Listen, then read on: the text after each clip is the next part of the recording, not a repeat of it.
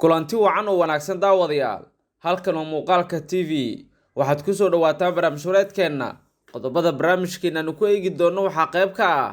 Finland waxay ku dhawaaqday qorshe ka dhan ah Ruushka cabsi ballaaran ayay dareemaysaa waxaana markan ay leedahay waxaanu jarayaa xadka aan la wadaago Ruushka tolow halkee ay wax u wadaan waase sidee dalal ka mid ah kuwa Afrika oo ka faa'iidaya ama ka macaashaya dagaalka Ukraine iyo Ruushka iyana barnaamijkeena ayaan saaxiibayaal ku eegi doonaa dowladda Finland waxay qorsheynaysaa in wax badan ay ka bedesho sharciga xuduudeeda ay la leedahay wadanka Ruushka si ay u ogolaato dhismo weyn oo ka hortagaya caqabadaha soodinta bari oo ay la wadaagto Ruushka ayay tiri si ay u xoojiso u diyaar garowga ka dhanka hanjabaadaha isku dhafka ee duulaanka Ruushka iyo Ukraine. Finland waxay hadda codsatay xubinimada isbahaysiga militariga reer galbeedka NATO waxa ay taariikhda dagaal la gashay Ruushka inkastoo hadda aagaga xuduudda ee keenta ah ee u dhaxaysa labada wadan lagu calaamadeeyay kaliya calaamadii qadad caag ah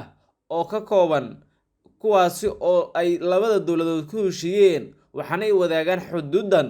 1300 kiiloomitir oo u dhiganta 808 meel oo dhirir ah waxaana hadda laga cabsi qabaa in marka la dhisayo soodinta dirbigan dagaal xooggan uu ka qarxa halkaasi. Ruushka marnaba ma ogolo in Finland iyo Sweden ay tallaabooyin dheeraad ah qaadaan maadaama weligood bay ahaayeen dalal isaga hoostaga haddase waxa uu bilaabayaa in caqabad xooggan uu kala kulmo dhinacyadooda maadaama durbaba ay dalbadeen inay ku biiraan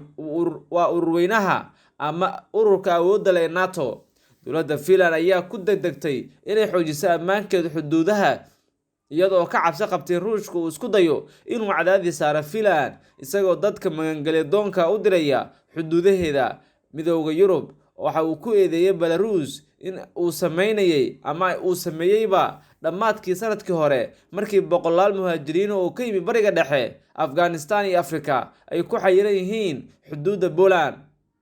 waxaana Finland gabi ahaanba ay diiday in dadkaasi loo gudbiyo gudaha dalkeeda. marka loo eego sharciyada Midowga Yurub ee arrimahan la xiriira ama ay jirta soo galootiga qaxootiga waxay xaq u leeyihiin inay magangalyo weydiistaan meel kasta oo laga soo galo wadan xubin ka ah Midowga Yurub. wax ka bedelka ayaa sidoo kale ogolaanaya in la dhiso xayndaabka sida deyrkan ama dirbigan weyn oo ay Finland qorsheynayso iyo sidoo kale in wadooyin cusub oo fududeynaya ilaalinta xuduudaha dhinaca Finland la sameeyo. Finland waxay cabsi weyn ka muujinaysaa weerarka ka yimaada Ruushka sida uu u weeraro oo kale wadankan la yiraahdo Ukraine. markii Ukraine uu weeraray Ruushka waxaa dhuntay kalsooni badan oo dalal ka mid ah kuwa Scandinavian-ka la yiraahdo ama kuwa deriska la ah Ruushka kuwaas oo mar walba dhammaantood ka cabsi qabeen la weeraro. Sweden iyo Finland hadda waxa ay u nugul yihiin in weerar ay kala kulmaan Ruushka maadaama ay isku dayeen inay dalbadaan ururweynaha NATO. dhanka kale dalal ka mid ah Afrika waxay ka macaashayaan oo ay ka faa'iidayaan dagaalka Ruushka iyo Ukraine. Algeria waxa ay ciyaaraysaa fal dheelitiran iyada oo Yurub ay isku dayayso in ay jarto gaaska Ruushka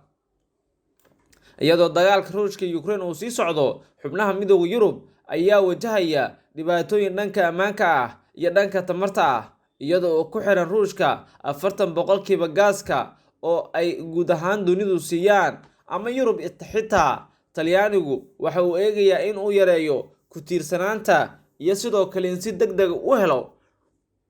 meel uu kaga bedesho tamarta Ruushka kaga yimaata isagoo u jeesjeesaya ama u jeestayba dalal kale iyadoo oo ay dardargelinayaan in dhinacyo kale heshiis cusboonaysi ay la galaan. Ra'iisul wasaaraha wadankan Mario Draghi iyo madaxa shirkadda caalamiga ee saliidda iyo gaaska ee Eni ayaa u safray Algeria bishii Abriil si ay u saxiixdaan heshiis hordhac ah oo dhanka tamarta ah waxaana faa'iido ugu jirta dalkan Algeria la yiraahdo. kadib bishii hore madaxweynaha Algeria Abdelmadjid Tebboune ayaa booqday Roma si uu u dhameystiray heshiiska Eni ee uu la galay dowladda Algeria ee la xiriira Sonatrach.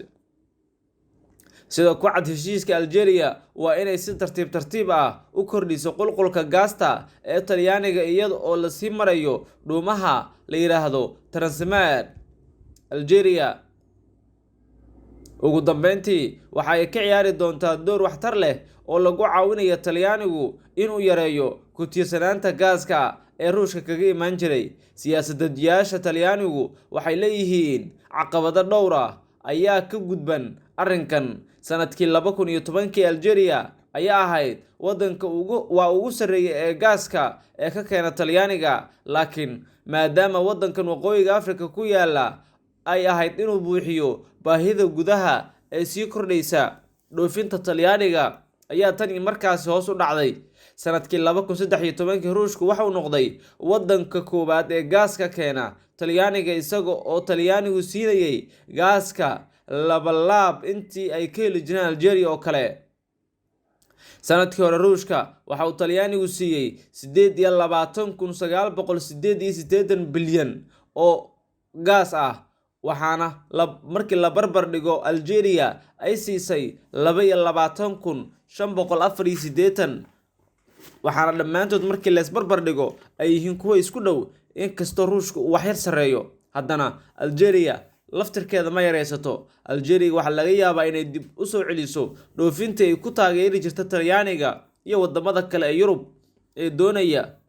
inay iska jaraan gaaska Ruushka. Tallaabadan ayaa la fududeeyay marka loo eego soo dejinta Tunisia ee gaaska. Algeria ayaa hoos u dhacay, iyadoo Algeria ay mudnaanta sare siinayso dhoofinta Talyaaniga iyo dalalka Yurub oo ay siinayso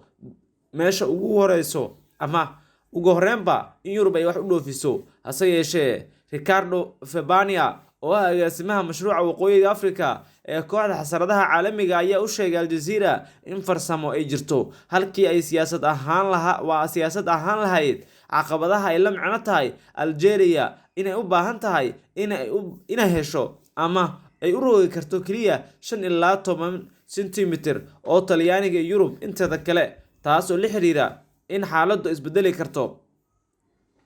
Baahida gaaska ee gudaha ayaa si degdeg ah u kordhaysa, mana jirto mashruuc cusub oo la xiriira qaab online ah ama xitaa sanado kadib kuwa isbedeli kara oo u qaadan kara wax soo saarka Algeria. Haddii ay wax jiraan, wadarta guud ee wax soo saarka gaaska waxay u baahan tahay inay yaryaraato maadaama cadaadiska beerihii hore uu aad u yaryahay, ayuu yidhi Febania. Dhaqaalaha ama dhaqaaqa ka dhashay kororka kala qaybsanaanta bariga galbeed waxa ay ku cadaadin doontaa ama ku cadaadi kartaa Algeria in ay si taxadar leh u maareyso iska horimaadyada Ukraine iyo Ruushka, iyada oo ka soo horjeedo xiriirka Algeria iyo Moscow.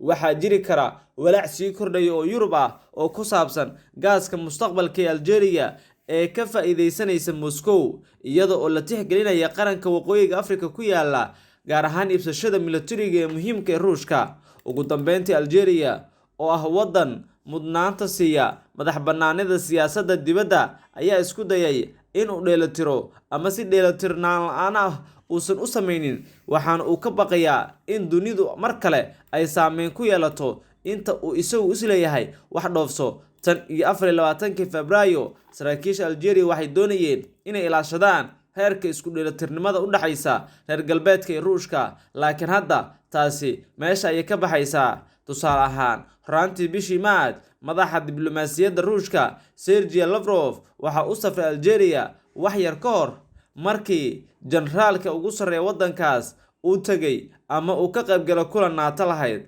Algeria oo miisaan culus oo hore gumaysan jirtay ama gumaysi culus ku lahayd ayaa si fiican u qaadata amarada caasimadaha kale, waxaana cabsi ay ka muujinaysaa in uu saameeyo dagaalkan iyo dhibaatooyinka iyo xifaaltanka u dhexeeya reer galbeedka iyo Ruushka.